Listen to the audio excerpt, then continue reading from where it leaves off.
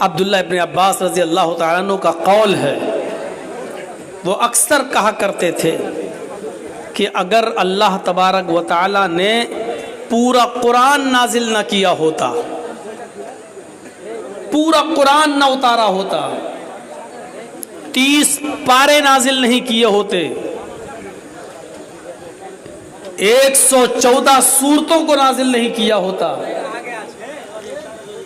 صرف یہی ایک سورت اگر اللہ تبارک و تعالیٰ نے اتار دی ہوتی، بس والعصر ان الانسان لفی خسر الا الذین آمنوا وعملوا الصالحات وتواصوا بالحق وتواصوا بالصبر، یہی ایک سورت اگر اتار دی ہوتی تو یہی ایک سورت انسان کی پوری زندگی کے عمل کرنے کے لیے کافی ہوتی۔ یہ عبداللہ ابن عباس کا قول ہے۔ اس سے آپ اندازہ لگا سکتے ہیں کہ اس سورت کی اہمیت کیا ہے۔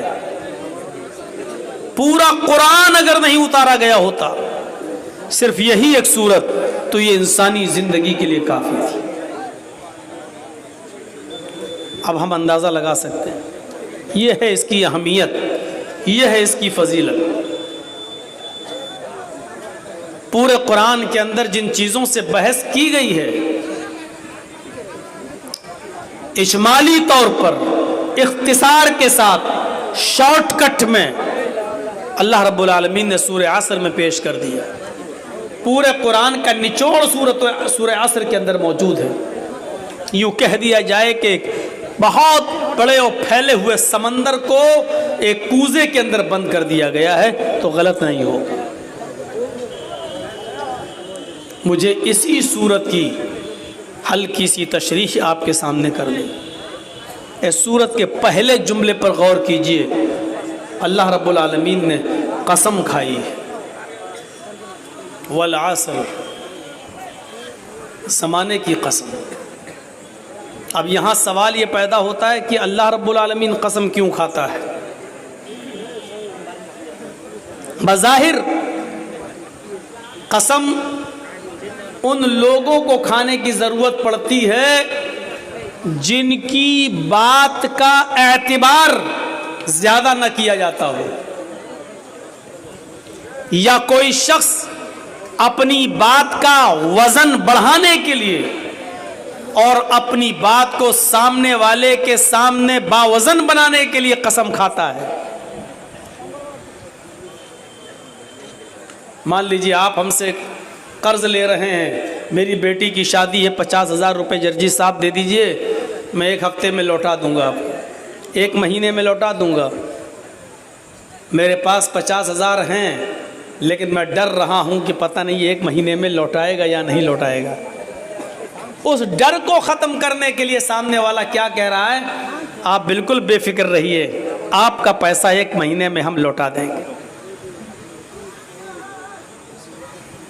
پھر بھی ہم کو ڈر لگ رہا ہے، صاحب 50,000 کی رقم کوئی معمولی رقم نہیں ہوتی ہے، ہم 50,000 روپے تمہیں دے تو رہے ہیں، لیکن پتہ نہیں تم دو گے یا نہیں دو گے۔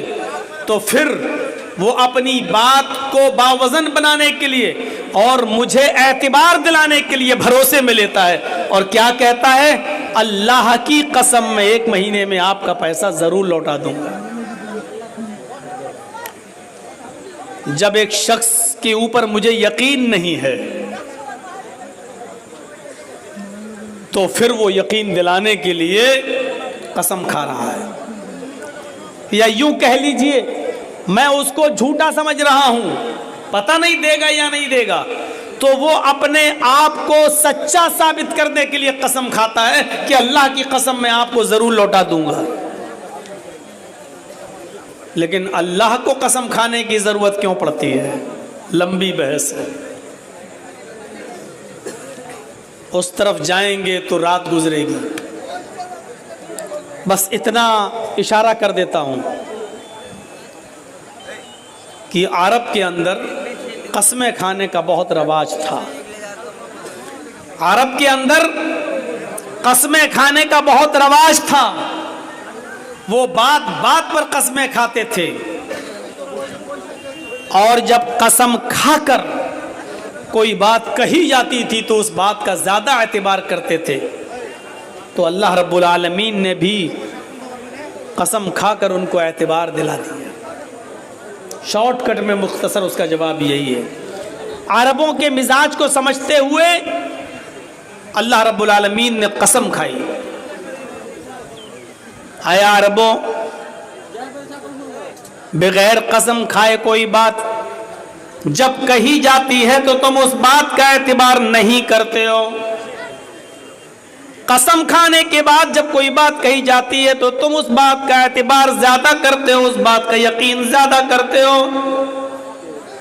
اگر قسم کھا کر جو بات کہی جائے وہ زیادہ معتبر ہوتی ہے، بھروسے کے لائق ہوتی ہے، تو میں بھی قسم کھا کر تمہیں اعتبار دلاتا ہوں، یقین دلاتا ہوں۔ زمانے کی قسم، ان الانسان لفی خسر، روئے زمین کی اوپر جتنی بھی انسانیت کو تم دیکھ رہے ہو، یہ ساری کی ساری انسانیت سر تا پا، سر سے لے کر پیروں تک نقصان میں ڈوبی ہوئی ہے، سب نقصان کے اندر۔ قسم کھا کر اعتبار دلائے۔ اللہ نے قسم کھائی۔ اللہ قسم کیوں کھاتا ہے اس کا مختصر جواب دے دیا۔ اب سوال پیدا ہوتا ہے کہ اللہ نے زمانے کی قسم کیوں کھائی؟ اللہ رب العالمین نے بہت سے مقامات پر بہت سی چیزوں کی قسم کھائی۔ کبھی سورج کی قسم کھائی، والشمس وضحاها،